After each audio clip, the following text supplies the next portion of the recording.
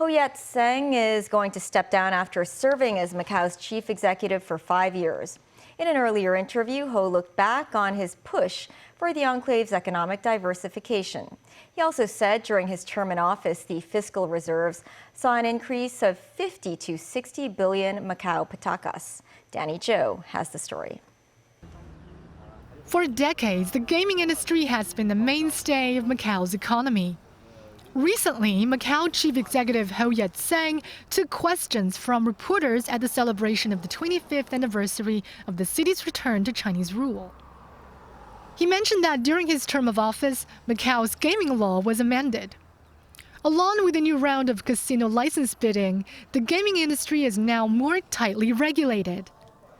The revenue of the gaming sector bounced back in 2023, reaching around 75% of 2019 levels.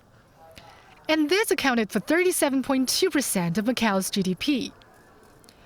He said there have been notable achievements in the SAR's economic diversification, particularly in performing arts. He said the remarkable increase in the number of concerts held in Macao is a boon to the city's overall sales, as well as its catering, housing, and gaming sectors. He said he hopes visitors will not only be drawn by the casinos, but they can also try local foods, tour around, and get a taste of Macao's East meets West heritage. During his 5 years in office, 3 were preoccupied by the fight against the COVID-19 pandemic. And the government took 160 billion patacas from the fiscal reserves to support work related to social welfare.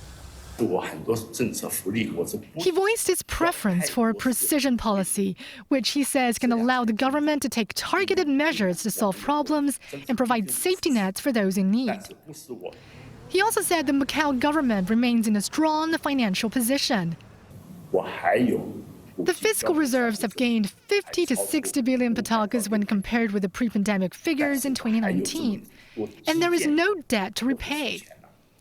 The government has basically paid all the bills in its infrastructure development and economic housing projects. He said this is conducive to ensuring stability and sustainability of one country, two systems in Macao.